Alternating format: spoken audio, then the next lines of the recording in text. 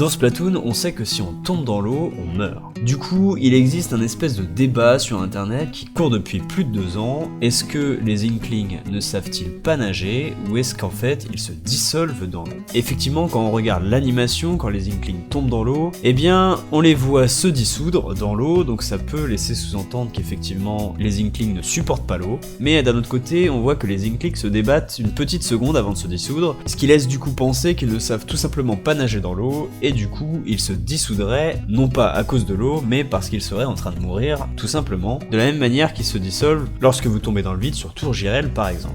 Du coup, il y a un véritable débat, est-ce que les Inklings ne supportent pas l'eau, ou bien est-ce que les Inklings ne savent pas nager? Si on se réfère un petit peu aux sources de ce que nous dit le jeu, eh bien c'est assez ambigu, parce que quand en anglais Nintendo nous dit « The Inkling cannot swim into the water », ça veut juste dire que les Inklings ne peuvent pas nager dans l'eau, mais ça laisse pas vraiment sous-entendre si ils ne peuvent pas parce qu'ils ne savent pas le faire, ou s'ils ne peuvent pas parce qu'ils en sont incapables. Et en français, du coup, on se retrouve un petit peu bloqué également, parce qu'on n'a pas vraiment d'infos. Évidemment, je vais pas parler dans cette vidéo de Mario Kart, dans lequel les Inklings arrivent à rouler sous l'eau sans aucun problème, parce que Mario Kart n'est pas vraiment canon avec l'univers du jeu Splatoon et Splatoon 2, donc ceci n'est pas vraiment un argument pour dire que les Inklings résistent à l'eau. Du coup, si les Inklings ne supportent pas l'eau, alors il y a d'autres débats qui se sont ouverts, notamment quant à savoir ce que boivent les Inklings. Est-ce que malgré tout les Inklings boivent de l'eau? Est-ce qu'ils se douchent avec de l'eau? Il y a beaucoup de débats et les gens sont assez divisés. Il y a eu notamment un article très intéressant écrit par Maléfique sur le site splashtoon.fr dans lequel elle imagine que les Inklings pourraient en fait boire de l'encre et que dans le monde de Splatoon, l'eau dans les fruits par exemple aurait été transformée petit à petit par de l'encre, comme on peut le voir sur les pastèques sur la map du supermarché cétacé où l'on voit qu'elles sont en fait de différentes couleurs, ce qui laisse sous-entendre qu'elles contiennent de l'encre. C'est une théorie plutôt intéressante mais qui me convainc pas personnellement. J'ai d'ailleurs écrit un long pavé en commentaire pour donner mon avis et je voulais le partager ici dans cette vidéo.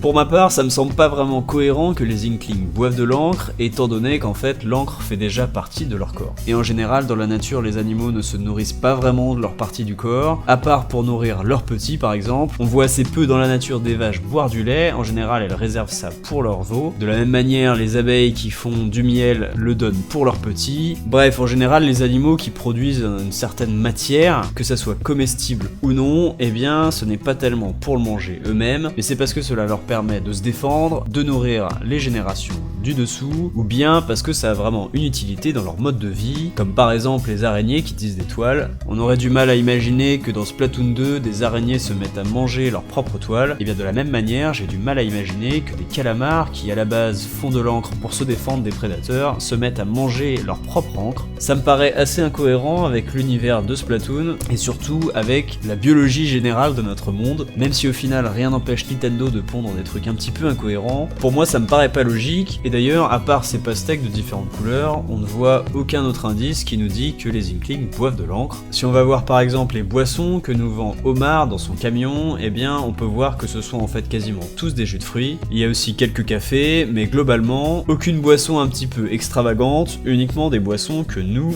serions en mesure de boire. Évidemment Omar ne vend pas 2 bouteilles d'eau, mais il y a bien une boisson qui s'appelle eau minérale. On peut donc supposer que c'est de l'eau, mais de toute manière a priori dans les jus de fruits il y a de l'eau, et donc on peut supposer que les Inklings n'aient pas de problème à boire de l'eau, et que les pastèques de différentes couleurs ne soient qu'un petit clin d'œil au fait que les pastèques s'appellent watermelon en anglais, et que du coup il les remplaçait par des inkmelon. En tout cas c'est mon avis. D'ailleurs comme le soulignait Maléfique dans son article, on peut voir dans certains dialogues Pearl parler de boire de l'eau après un match. Quand on se donne à fond dans un match, il ne faut pas oublier de boire de l'eau, comme si cela paraissait logique pour elle de boire de l'eau. Et de l'autre côté, on a Coralie qui dit « Et pourquoi pas piquer une tête dedans, tant que t'y es, elle est mignonne », comme si Coralie trouvait ça absurde de boire de l'eau. Du coup, là on est un petit peu partagé. D'un côté, on a un personnage qui trouve ça normal d'en boire, de l'autre, on a un personnage qui trouve ça aberrant. On n'a pas vraiment du coup d'informations dessus. Lequel des deux personnages il faut croire? Coralie essaye de rendre ridicule Pearl par rapport au fait qu'elle veuille boire boire de l'eau, mais est-ce que c'est finalement pas les Octalings qui ne peuvent pas boire de l'eau? En tout cas, c'est toujours possible. Pour ma part, j'imagine pas Perle assez bête pour nous proposer de boire de l'eau alors que les Inklings n'en sont pas capables.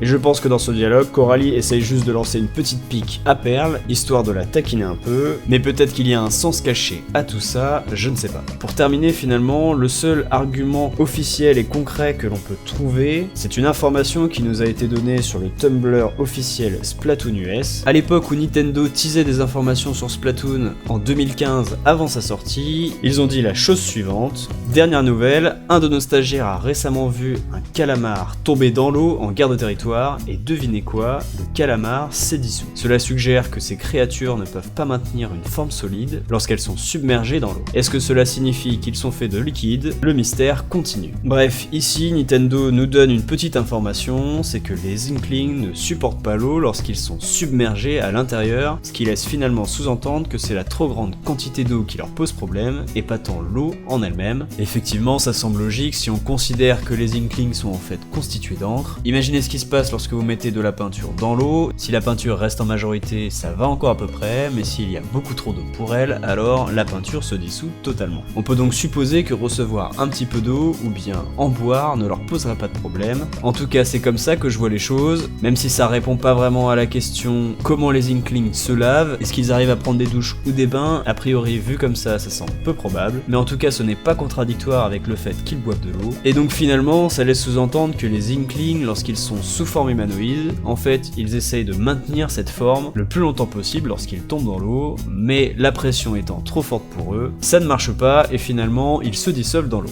Et donc si on en croit ça, ce n'est pas que les Inklings ne savent pas nager dans l'eau, mais uniquement qu'ils n'en sont pas capables, et l'animation que l'on voit avant que les Inklings se dissolvent dans l'eau est juste une animation qui montre un personnage essayant de se débattre parce qu'il sait que la mort approche et il n'arrivera pas à maintenir sa forme humaine suffisamment longtemps pour s'en sortir en vie. Voilà, j'espère que cette vidéo vous a plu, mettez-lui un like et partagez-la si c'est le cas. N'hésitez pas à me faire part de vos théories en commentaire, c'était Evil Squid, je vous dis à bientôt dans une prochaine.